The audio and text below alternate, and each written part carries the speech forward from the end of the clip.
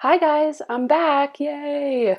Um, I actually took a break because I moved pretty much across the country to Colorado, which was an awesome move, but it definitely took me a little while to get back to making YouTube videos because I was a little busy setting up my studio and building clients and stuff like that. So I'm back and we're gonna have all sorts of fun making new videos. I definitely need to do the oil rub one. I swear I'm gonna do it. I was not lying when I said I was gonna make that one. I just did this drawing and I decided that doing something with the toned paper and getting the luminosity from the colored pencils would be really beneficial to make a video about that and spread the word on what I know. I know there's a lot of different ways to approach it.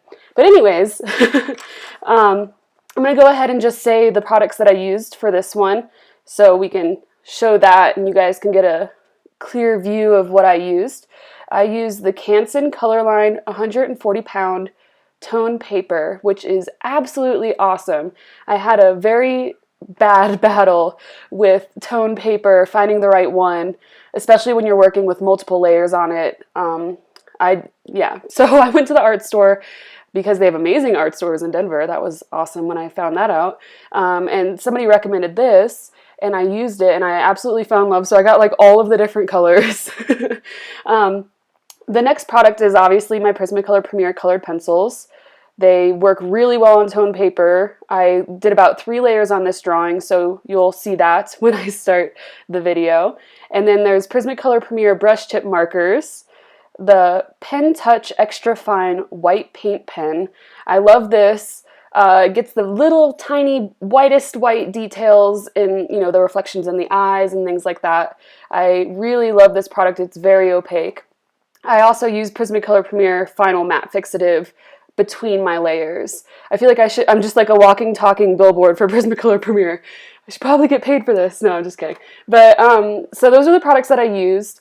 I found that all of them worked very well together, and I'm going to stop rambling about the products and go ahead and just show you how I did this drawing. So I started off with my colored pencil line work, and now I'm going in with my marker and just blocking in where the hair would go. She has nice dark hair, so I decided to just go with a black marker.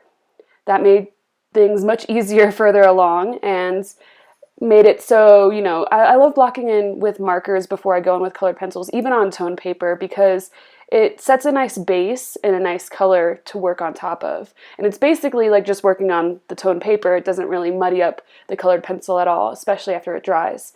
So with this drawing in particular, I decided to approach it a little differently than I do with some of my other drawings, where I start with the eyes and do very concentrated blending all the way out.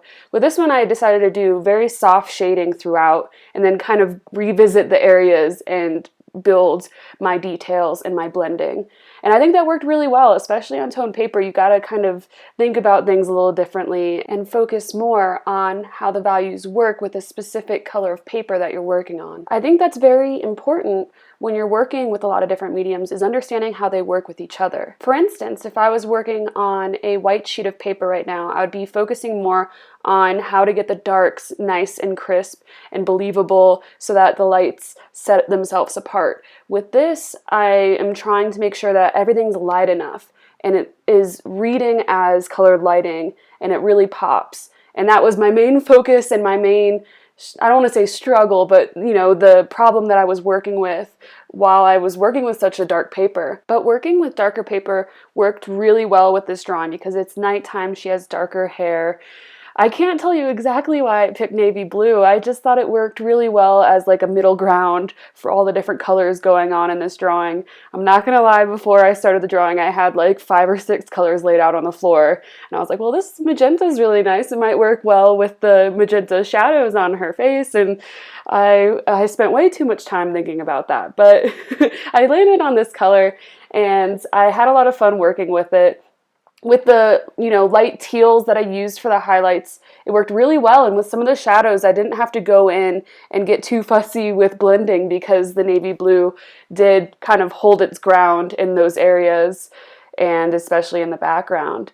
So with this, I think you're probably wondering how I got such a bright magenta, and Prismacolor actually has 2 or 3 neon colors, and they have a pink, an orange, and a yellow, I believe. And so I use the fluorescent pink. It is so fluorescent, and especially when I get to that second layer, it really pops. I absolutely love these neon colors. I've used them in probably way too many drawings, but they are so vibrant and I absolutely love them. So even if you have a smaller set of colored pencils, I definitely recommend going out, because they sell them individually, and buying these neon colors. And around the halo, I love that with the bright orange. I use that neon orange and it really pops. And with the lighting with this, you might be asking what light's coming from where and what's going on. And that's kind of, the fantasy element in this is, she's in the woods, there's the glowing butterflies. You can kind of have fun and do whatever you want with the lighting on this. So I should probably talk about the blending though. So with the blending here, I'm going back and revisiting areas in the face and making sure that they're just a little bit smoother. I want to have some of that grain from the paper, but I don't want to, my OCD self, I can't have it too grainy. So I definitely go back in.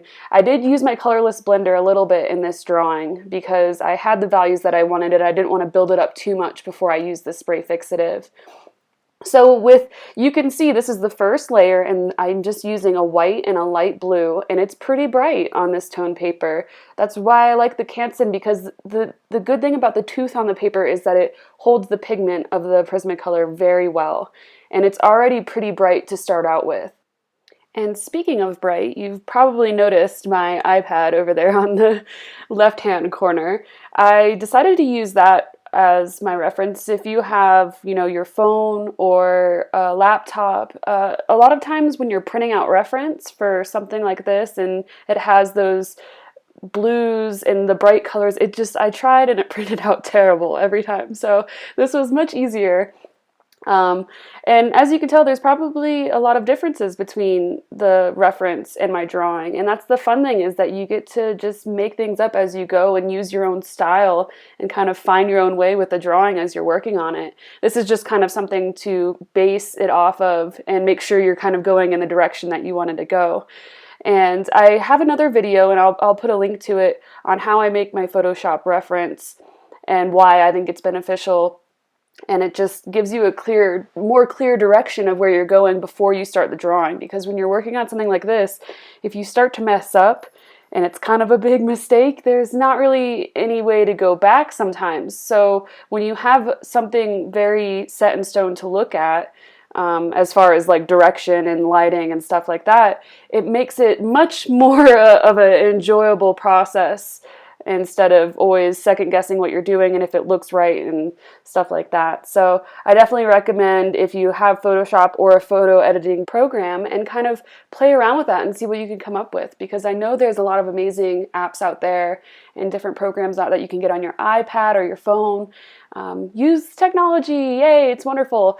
I'm still getting used to it, but the different things that I find out every day, it just helps make my life so much easier. And I think if you can see up there on the left-hand corner of my piece of paper, I'm so glad this didn't happen on my drawing. And this is just a testament to how scary things could be sometimes when you're working with new products. That's the white paint pen that I was using, and it exploded on my piece of paper when I was testing it out. So you can see on all edges of my paper, I was testing out the different markers that I was using for the backgrounds, and the white paint pen, to make sure things worked well before I put them on the actual part of the drawing that I was gonna send to my client. So things like that, you just got to test things out before, and that's why I always leave little edges of my paper available. But anyways, back to the drawing. I definitely loved going in and doing the stars. I just used that paint pen and did different details like that, and then I used a little bit of, oh, I forgot to mention this in the beginning, I'm sorry guys, the pan pastel, and just did a little halo around the different butterflies. So I got all those details in with the marker base, the colored pencil, and then the pan pastel halo around the butterflies, and then I spray fixed it. So I'm going back in now after I spray fixed it, and things are you know, you could definitely see it's much brighter, everything's much more crisp as I go on top. And it also helps smooth things out with the grain on the paper. So there's still that grain, but it definitely makes a much smoother, almost airbrushed look on her skin. Also at this point, I'm adding in little wispy hairs and the brighter details. I want to make sure that that glow around her hair really stands out, and especially the highlights on her face. I'm definitely going back in with that. And it's, you know, fun to see all the different changes after you spray fix it, because before I knew about spray fixative, I would just end right there before that point that I showed, and that would be it, and I thought that there was nothing else I can do. But with the matte spray fixative, it's just like almost a clean sheet of paper that you're working on, and it just has the drawing underneath, and you're just going in and adding these fine details, which I can mostly achieve just using colored pencil. But for those final details, I do use the paint markers that I talk about, a little bit of pan pastel.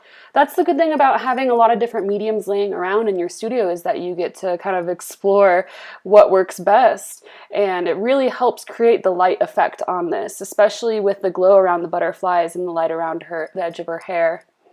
In the drawing right now, you can see I'm kind of all over the place. I'm working on little details. I'm analyzing different areas, making sure it's smooth enough that everything looks cohesive and that it all works well together.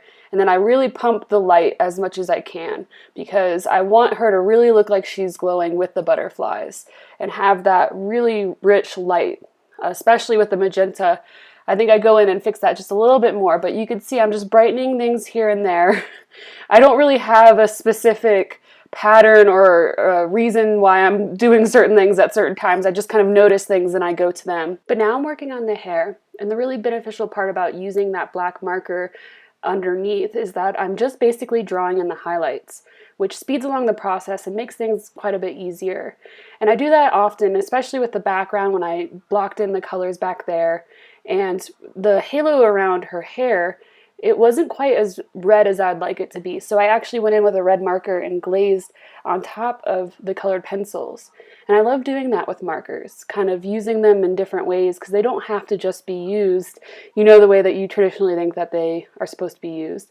They can be used on toned paper, and they can be used to glaze on top of colored pencil. So now that I'm done with most of my detail that I wanted to achieve, I'm doing a few little nitpicky things with the skin, making sure it's nice and smooth, making sure the darks are as dark as I'd like them, and popping some of the highlights. I go in with my paint marker and I just do some final little light details that I want to really make the bright areas around her hair pop. So after I add in a few more highlights with the butterflies and glaze some of the colored lighting, I'm pretty much done at this point, I think. I'm just going in with some of the final, I always do that at the end of my drawings, all those little nitpicky details, but I'm pretty much done at this point, and here's my final drawing. I hope you guys enjoyed and this was helpful. If you have any further questions, please comment below and I'll try to get to all of them. If you aren't already subscribed to my channel, please do that. I'm definitely going to have tons of videos in the future.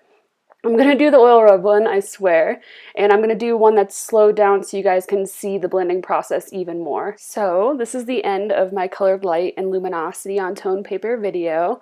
I'll see you guys next time.